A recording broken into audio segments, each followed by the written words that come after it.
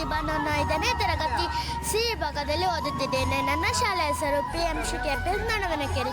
ನೋಡಲು ಪುಟ್ಟದಾದ ಸಾಸಿವೆ, ಆದರೆ ಹೊಂದಿರುವ ಔಷಧಿಯ ಗುಣ ಮಾತ್ರ ಅಗಾಧವಾದದ್ದು. ಇದು ಉಷ್ಣವನ್ನು ಹೊಂದಿರುವುದರಿಂದ ಶೀತ ಕಫ ನಿವಾರಣೆ ಮಾಡುತ್ತದೆ. ನಿಮಗೆ ಶೀತ ಕಫ ಇದೆ, ಬಳಸಿರಿ ಸಾಸಿವೆ ಎಣ್ಣೆ. ಬ್ಯಾಕ್ಟೀರಿಯಾ ಇನ್ಫೆಕ್ಷನ್ ತಡೆಯುತ್ತದೆ. ಸ್ವಲ್ಪ ಕಾಯಿಸಿ ಕೀಲುಗಳಿಗೆ ಹಚ್ಚುವುದರಿಂದ ನೋವು ನಿವಾರಣೆ ಆಗುತ್ತದೆ. ಮಾಯಿಶ್ಚರೈಸ್ ರೀತಿ ಕೆಲಸ ಮಾಡುತ್ತದೆ. ಹೊಡೆದ ಚರ್ಮವನ್ನು ಸರಿ ಮಾಡುತ್ತದೆ. ನಿಮಗೆ ಚರ್ಮ ಹೊಡೆದಿದೆಯೇ, ಬಳಸಿರಿ ಸಾಸಿವೆ ಎಣ್ಣೆ. ತಲೆಗೆ ಹಚ್ಚುವುದರಿಂದ ತಲೆ ಹೊತ್ತು ನಿವಾರಣೆ ಆಗುತ್ತದೆ. ನಿಮಗೆ ಕಪ್ಪು ಕಲೆ ಇದೆ, ಬಳಸಿರಿ ಸಾಸಿವೆ ಎಣ್ಣೆ. ಹೃದಯ ಆರೋಗ್ಯಕ್ಕೆ ಉತ್ತಮ. ಒಮೆಗಾ 3 ಒಮೆಗಾ 6 ಆಮ್ಲ ಇದೆ. ಕ್ಯಾನ್ಸರ್ ತಡೆಗಟ್ಟುವ ಗುಣವಿದೆ. ಸಂಧಿವಾತಕ್ಕೆ ಒಳ್ಳೆಯದು. ಚರ್ಮವನ್ನು ಪೋಷಣೆ ಮಾಡುತ್ತದೆ. ನಿಮಗೆ ಸಂಧಿವಾತ ತೊಂದರೆ ಇದೆ, ಬಳಸಿರಿ ಸಾಸಿವೆ ಎಣ್ಣೆ. ಕೂದಲು ಹೊಸದಾಗಿ ಬೆಳೆಯಲು ಉದುರುವಿಕೆ ತಡೆಯುತ್ತದೆ.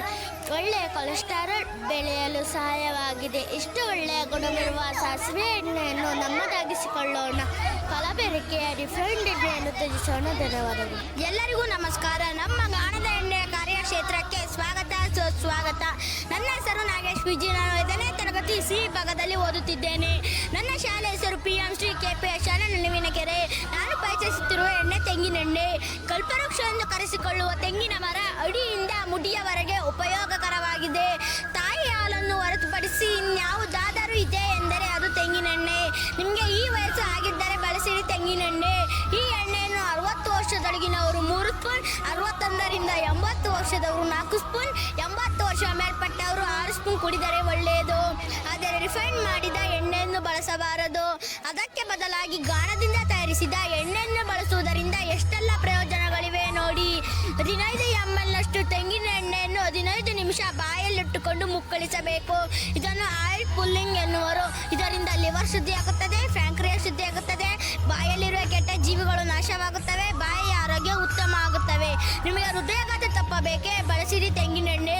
ಪ್ರತಿದಿನ 1 ಚಮಚ ಕುಡಿದರೆ ಹೃದಯಾಘಾತ ತಪ್ಪುತ್ತದೆ. ನೀರು ಕುಡಿಯುವುದಕ್ಕಿಂತ ಮೊದಲು 2 ಸ್ಪೂನ್ ಕುಡಿದರೆ ಫ್ಯಾಟಿ ಲಿವರ್ ಗುಣವಾಗುತ್ತದೆ, ಪ್ಯಾಂಕ್ರಿಯಾಸ್ ಸೂತ ಇಲ್ಲದಾಗುತ್ತದೆ. ನಿಮಗೆ ಕೊಬ್ಬು ಹೆಚ್ಚಬಾರದೆ, ಬಳಸಿರಿ ತೆಂಗಿನೆಣ್ಣೆ. ಅಡುಗೆಗೆ ಬಳಸುವುದರಿಂದ ಕೊಬ್ಬು ಹೆಚ್ಚುವುದಿಲ್ಲ.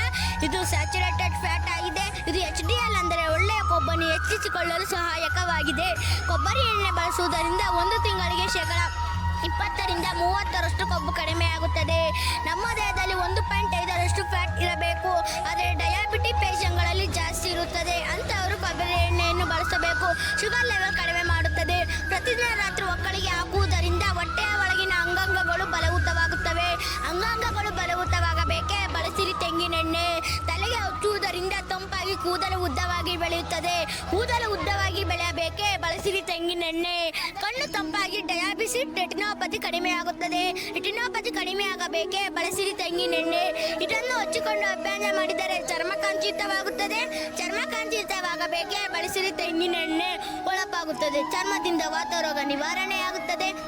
ಒಟ್ಟಾರೆ ತೆಂಗಿನೆಣ್ಣೆ ಒಂದು ಉತ್ತಮ ಎಣ್ಣೆ ಎಂಬುದು ಸಾಬೀತಾಗಿದೆ. ಧನ್ಯವಾದಗಳು. ಎಲ್ಲರಿಗೂ ನಮಸ್ಕಾರ. ನಮ್ಮ ಗಾಣದ ಎಣ್ಣೆಯ ಕಾರ್ಯಕ್ಷೇತ್ರಕ್ಕೆ ಸ್ವಾಗತ ಸುಸ್ವಾಗತ. ನನ್ನ ಹೆಸರು ಕಾರ್ತಿಕ್. ನಾನು 5ನೇ ತರಗತಿ ಸಿ ಭಾಗದಲ್ಲಿ ಓದುತ್ತಿದ್ದೇನೆ. ನಾನು ಪರಿಚಯಿಸುತ್ತಿರುವ ಎಣ್ಣೆ ಹರಳೆಣ್ಣೆ. ನೆಚ್ಚಿಗೆ ತಂಪು, ಜುಟ್ಟಿಗೆ ಬಲ ಎಂದು ಕರೆಸಿಕೊಳ್ಳುವ ಎಣ್ಣೆ ಹರಳೆಣ್ಣೆ. ಹರಳೆಣ್ಣೆಯನ್ನು ಇಂದಿನ ಕಾಲದಲ್ಲಿ ಔಷಧಿ ಅಂತ ಬಳಸುತ್ತಿದ್ದರು. ತಲೆಯ ಕೂದಲಿಗೆ ಬಳಸುತ್ತಿದ್ದರು. ಇದರಿಂದ 60-70 ವರ್ಷದಾದರೂ ತಲೆಯ ಕೂದಲು ಬೆಳ್ಳಗಾಗುತ್ತಿರಲಿಲ್ಲ. ನಿಮ್ಮ ಕೂದಲು ಬೆಳ್ಳಗಾಗಬಾರದೆ, ಬಳಸಿರಿ ಹರಳೆಣ್ಣೆ. ಈ ಎಣ್ಣೆಯಿಂದ ಕೂದಲು ಹೊಳಪು ಹೆಚ್ಚುತ್ತದೆ, ಉದ್ದ ಮತ್ತು ದಪ್ಪವಾಗುತ್ತದೆ. ಈ ಎಣ್ಣೆಯಿಂದ ಕೂದಲು ಹೊಳಪು ಹೆಚ್ಚುತ್ತದೆ. ನಿಮಗೂ ಕೂದಲು ಹೊಳಪು ಹೆಚ್ಚಬೇಕೆ, ಬಳಸಿರಿ ಹರಳೆಣ್ಣೆ. ಬ್ಯಾಕ್ಟೀರಿಯಾ ವಿರೋಧಕ ಗುಣ ಹೊಂದಿದೆ. ಮಲಬದ್ಧತೆಯನ್ನು ನಿವಾರಿಸಲು ಬಳಸುತ್ತಿದ್ದರು. ಹಿಂದೆ ಅಡುಗೆಗೂ ಇದನ್ನು ಬಳಸುತ್ತಿದ್ದರು. ಕೀಲು ಮತ್ತು ಸ್ನಾಯು ನೋವು ಇದೆ, ಬಳಸಿರಿ ಹರಳೆಣ್ಣೆ. ಜೀರ್ಣಾಂಗ ವ್ಯವಸ್ಥೆ ಚೆನ್ನಾಗಿ ಇಟ್ಟುಕೊಳ್ಳಲು ಸಹಾಯ ಮಾಡುತ್ತದೆ. ಬಿರುಕು ಬಿಟ್ಟು ಇಮ್ಮಡಿ ಒಟ್ಟು ಚರ್ಮ ಸಮಸ್ಯೆ ಇದೆ, ಬಳಸಿರಿ ಹರಳೆಣ್ಣೆ. ಆದರೆ ಈಗ ಈ ಎಣ್ಣೆಗೆ ಏರೋಪ್ಲೇನ್ ಆಯಿಲ್ ಮಿಕ್ಸ್ ಮಾಡಿ ಮಾರುತ್ತಿರುವುದರಿಂದ ಈ ಎಣ್ಣೆಯನ್ನು ಬಳಸಲು ಯೋಚಿಸುವಂತಾಗಿದೆ.